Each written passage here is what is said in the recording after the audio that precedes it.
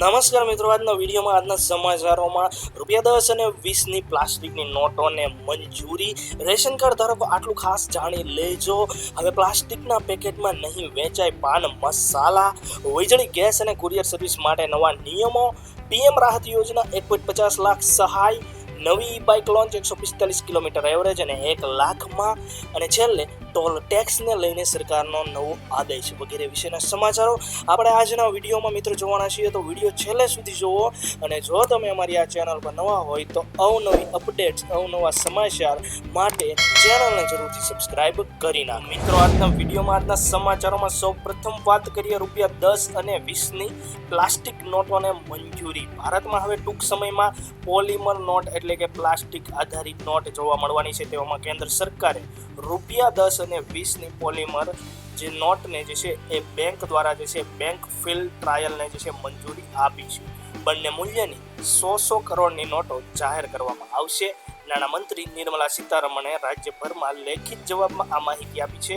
જો કે નવી નોટો આવવાથી હાલની કાગળની નોટો બંધ થવાની નથી અને બંને પ્રકારની નોટો એક સાથે ચલણમાં રહેશે. રિઝર્વ બેંક ઓફ ઇન્ડિયા દ્વારા ₹10 અને 20ની 100 કરોડ પોલિમર નોટોને ફિલ્ડ ટ્રાયલનો પ્રસ્તાવ મૂકવામાં આવ્યો હતો. સરકારે આ પ્રસ્તાવને મંજૂરી આપી છે.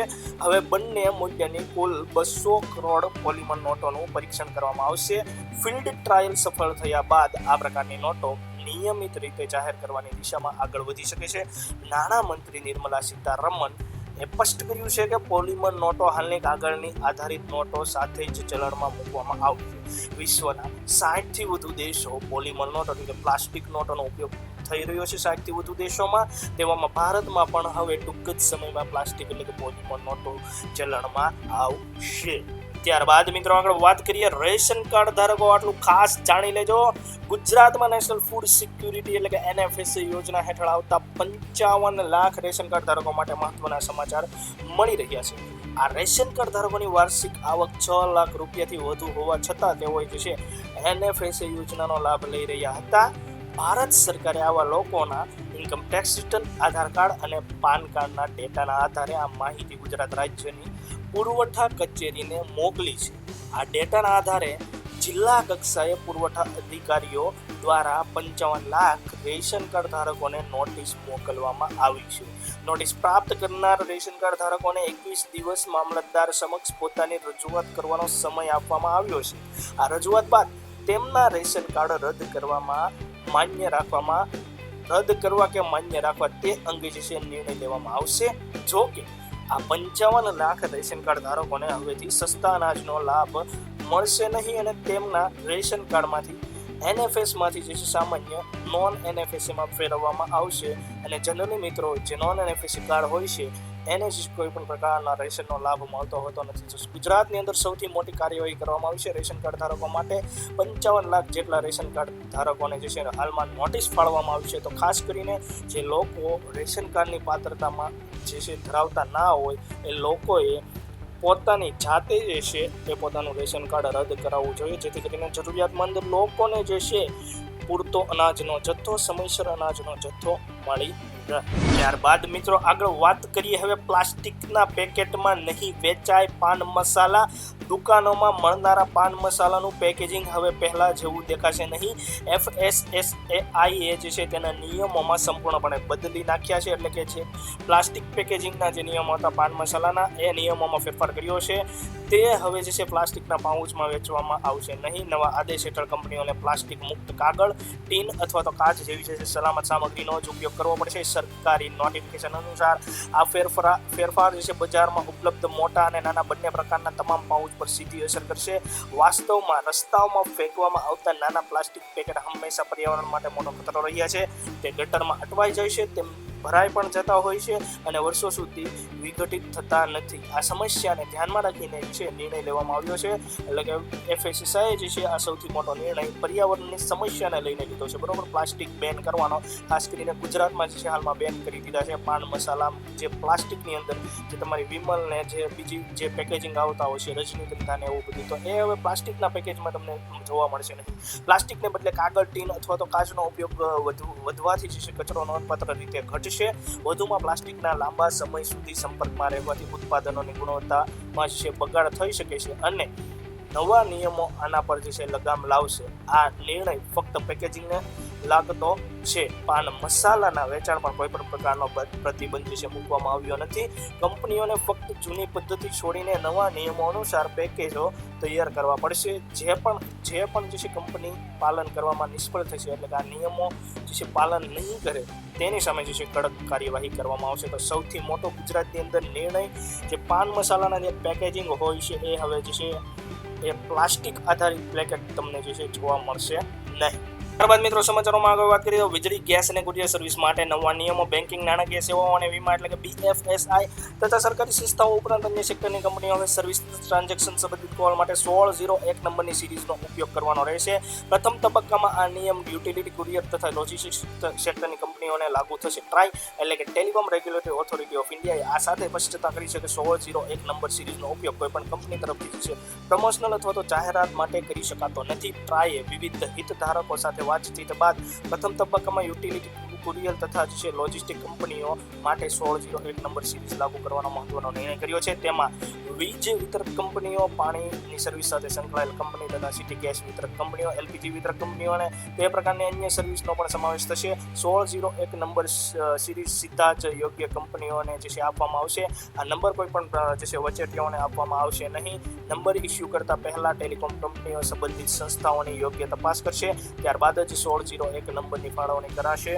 ટ્રાયનું સ્પષ્ટ કહેવું છે કે આ અલગ નંબર સિરીઝથી જે છેતરપિંડી અને ફ્રોડ કોલ પર નોંધપાત્ર પ્રમાણમાં અંકુશ લાવવામાં જે છે મદદ મળશે. 1601 અલગ ઓળખ થવાથી ગ્રાહક સફળતાથી સમજી શકશે કે કોલ કોઈ પણ અધિકૃત કંપની તરફથી આવ્યો છે. તો હવે તમારે કોઈ પણ વીજળી, ગેસ અથવા તો કુરિયર સર્વિસને રિલેટેડ કે બીજો કોઈ પણ જે છે યુટિલિટી રિલેટેડ તમારે ફોન આવશે તો એમાં તમને એ ફોન કોલમાં આગળ 16 નંબર જોવા મળશે. એટલે એની ઉપરથી તમે સમજી જશો કે આ એક ઓથોરાઇઝ કંપની છે, તો એનો ફોન તમે ઉપાડી શકશો. તો એ પ્રકારની નવી સિરીઝ આખી ટ્રાય દ્વારા આ બધી જે યુટિલિટી રિલેટેડ, કુરિયર રિલેટેડ અને વીજળી રિલેટેડ, ગેસ રિલેટેડ જે કંપનીઓ છે એને આપવામાં આવ્યો છે. ત્યારબાદ મિત્રો આગળ વાત કરીએ PM રાહત યોજના 1.5 લાખ સહાય. સડક હાદસાઓ, એક્સિડન્ટના કિસ્સામાં વ્યક્તિને તાત્કાલિક હોસ્પિટલ સુધી પહોંચાડવામાં આવે અને સારવાર આપવામાં આવે તો વ્યક્તિનો જીવ બચી શકે છે. પરંતુ ઘણા કિસ્સાઓમાં હોસ્પિટલ પહોંચતા જ હોસ્પિટલ દ્વારા પૈસાની માંગ કરવામાં આવે છે અને પૈસાની સગવડ ન થતાં વ્યક્તિ જીવ ગુમાવે છે. કેન્દ્ર સરકારે આવા એક્સિડન્ટના કિસ્સામાં વ્યક્તિનો જીવ બચે તેના માટે 13 ફેબ્રુઆરી 2026માં પ્રધાનમંત્રી દ્વારા પ્રધાનમંત્રી રાહત યોજના અમલમાં મૂકવામાં આવી. આ યોજના અંતર્ગત જે છે એક્સિડન્ટ થતાં જ કોઈ પણ વ્યક્તિ 112 નંબરમાં ફોન કરતા જ પોલીસ સાથે એમ્બ્યુલન્સ સ્થળ પર આવી જશે. ત્યાં જ વ્યક્તિનો પેશન્ટ ID બનાવવામાં આવશે, જેના દ્વારા હોસ્પિટલમાં 1.5 લાખ સુધીની કેશલેસ સારવાર તાત્કાલિક આપવામાં આવશે. સારવાર બાદ હોસ્પિટલને સરકાર દ્વારા ચૂકવણી કરવામાં આવશે. ખાસ આ યોજના અંતર્ગત જે છે 112 પર ફોન કરી પેશન્ટ ID વડે જ જે છે લાભ મળવા પાત્ર રહેશે. માટે એક્સિડન્ટના કિસ્સામાં એક કોલ વડે 1.5 લાખની જે છે કેશલેસ સહાય મળશે. હાલમાં આ પ્રકારની જે છે સિસ્ટમ, આ પ્રકારની જે સહાયની જે સૌથી વધુ લાભ લઈ રહ્યા હોય તો એ જે છે વારાણસી, બરોબર. તો વારાણસીમાં આ યોજના દ્વારા લાભ જે છે પ્રથમ નંબરે વારાણસી શહેર જે છે આવ્યું છે, જે ઉત્તર પ્રદેશમાં સ્થિત જે વારાણસી છે. ત્યાં એક્સિડન્ટના કિસ્સાઓમાં જે છે જે બીજા વ્યક્તિઓ આજુબાજુ જે કોઈ પણ વ્યક્તિ હોય એ પણ જે છે 112માં કોલ કરી દે તો એ વ્યક્તિનો જીવ બચી શકે છે અને સાથે સાથે એને 1.5 લાખ સુધીની સહાય પણ મળી શકે છે કેશલેસ. અને એ સહાય ટોટલી સરકાર દ્વારા જે છે આપવામાં આવે છે. તો આવા કિસ્સાઓમાં જે વ્યક્તિઓ મિડલ ક્લાસના છે, ગરીબ છે, તેની પાસે એક્સિડન્ટ બાદ જે છે ઓપરેશન કરવા કે એને જે છે કોઈ પણ એની સારવાર માટે પૈસા અવેલેબલ ન હોય તો કેન્દ્ર સરકારથી સૌથી મોટી પહેલ આ રાહત યોજના અંતર્ગત કેશલેસ ડાયરેક્ટલી જે છે એનું નિદાન થશે અને 1.5 લાખની સહાય જે છે કેન્દ્ર સરકાર દ્વારા આપવામાં આવશે. ત્યારબાદ મિત્રો આગળ વાત કરીએ તો નવી બાઇક લોન્ચ, 145 કિલોમીટર એવરેજ, 1 લાખમાં. હાલમાં જ ઓટોમોબાઈલ ઇન્ડસ્ટ્રીથી સારા સમાચાર સામે આવી રહ્યા છે. બીકોસ કંપનીનું ઇલેક્ટ્રિક સ્કૂટર, અહીંયા તમે જોઈ શકો છો આ પ્રકારનું ઇલેક્ટ્રિક સ્કૂટર. ખાસ કરીને આ બીકોસ કંપની જે છે ઇલેક્ટ્રિક વ્હીકલ લોન્ચ કરનારી કંપની છે. તો એણે જ પોતાનું નવું ઇલેક્ટ્રિક સ્કૂટર લોન્ચ કરવા જઈ રહી છે અને એનું નામ અહીંયા તમે જોઈ શકો છો ઓવાહ. તો ઓવાહ નામની જે છે એ સ્કૂટર લોન્ચ કરવા જઈ રહી છે, જેમાં 3 કિલોવોટ અવરની રિમૂવેબલ બેટરી મળશે. ફૂલ ચાર્જ પર ગાડી જે છે 145 કિલોમીટર ચાલશે, એટલે કે 145ની એવરેજ મળશે. મળતી માહિતી મુજબ આ ગાડીની કિંમત જે છે આશરે 1.23 લાખ રહેશે. છે. તો 1.23 લાખમાં તમને 145ની જે છે એવરેજ આપતી ઇલેક્ટ્રિક બાઇક જે છે મળી રહેશે. તો સૌથી મોટી અપડેટ ટેકને લઈને, એટલે કે જે છે ઇલેક્ટ્રિક બાઇકને લઈને. સાથે મિત્રો મહિન્દ્રાની BE6 સ્પોર્ટ્સ EV 15 ઓગસ્ટે જે છે લોન્ચ થશે, જે ઇલેક્ટ્રિક SUV છે, જે 3 સ્ક્રીન સાથે આવશે. તો સાથે મહિન્દ્રા તરફથી પણ એક અપડેટ, જે એની EV જે કાર આવે છે એ એક નવી EV કાર જે 3 સ્ક્રીન વાળી હોય છે. તો એ 15 ઓગસ્ટે મહિન્દ્રા પણ લોન્ચ કરી રહી છે ઇલેક્ટ્રિક કાર, બરોબર છે, જેમાં 79 કિલોવોટ અવરની જે છે બેટરી સાથે 663 કિલોમીટરની રેન્જ મળશે. તો આવનારા સમયમાં આ બે મોટી ઇલેક્ટ્રિક ગાડીઓ લોન્ચ થવા જઈ રહી છે. તો આવનારા સમયમાં જે ઇલેક્ટ્રિકનો જમાનો આવી રહ્યો છે, તો જે લોકો ઇલેક્ટ્રિક બાઇક અથવા તો ઇલેક્ટ્રિક કાર લેવા વિચારી રહ્યા હોય તો એના માટે સૌથી મોટી અપડેટ. અને ત્યારબાદ મિત્રો આજના સમાચારોમાં છેલ્લે વાત કરીએ ટોલ ટેક્સને લઈને, જે સરકારનો, કેન્દ્ર સરકારનો સૌથી મોટો આદેશ. હાલમાં જે ટોલ પ્લાઝાની નજીક રહેતા લોકો છે ને અવારનવાર ટોલ પ્લાઝા ક્રોસ કરવાનું રહેતું હોય છે, તેવામાં ટોલ પ્લાઝાની નજીકના લોકોને જે છે ટોલ ટેક્સમાંથી રાહત મળે તે અંગે ચર્ચા ચાલી રહી હતી. તેવામાં માર્ગ અને પરિવહન મંત્રાલય દ્વારા મોટી જાહેરાત કરવામાં આવી છે. હવે ટોલ પ્લાઝાની નજીકમાં રહેતા લોકોને પણ ₹3000નો વાર્ષિક પાસ લેવો પડશે. તો ખાસ કરીને સૌથી મોટી અપડેટ હાલમાં એ જે છે ચર્ચા ચાલી રહી હતી કે ટોલ પ્લાઝાની જે નજીક લોકો રહેતા હોય છે, 20 કિલોમીટરની, ખાસ કરીને 20 કિલોમીટરની આજુબાજુમાં જે રહેતા હોય છે લોકો, એ લોકોને ટોલ પ્લાઝા જે છે ઘણીવાર ક્રોસ કરવો પડતો હોય છે દિવસની અંદર. તો એ ટોલ ટેક્સ જે છે વધુ ભરવો પડતો હોય, તો એના માટે જે છે એ લોકોને રાહત મળે એવો નિર્ણય લેવાનો, અથવા તો એ લોકોને ટોલમાંથી મુક્તિ આપવામાં આવે, તો એના વિશે ચર્ચા ચાલી રહી હતી. તો તેવામાં જે છે હવે માર્ગ અને પરિવહન મંત્રાલય દ્વારા સૌથી મોટો જે છે નિર્ણય લેવામાં આવી રહ્યો છે.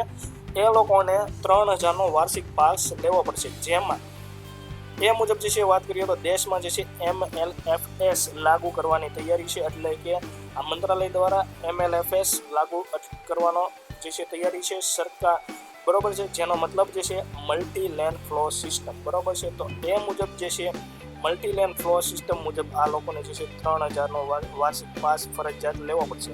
કેન્દ્રીય સડક અને જે છે પરિવહન મંત્રાલય દ્વારા આ નવો નિયમ લાગુ કરવામાં આવી રહ્યો છે. હવે ટોલ પ્લાઝાની નજીક રહેતા લોકોને પણ વાર્ષિક પાસ બનાવવો પડશે.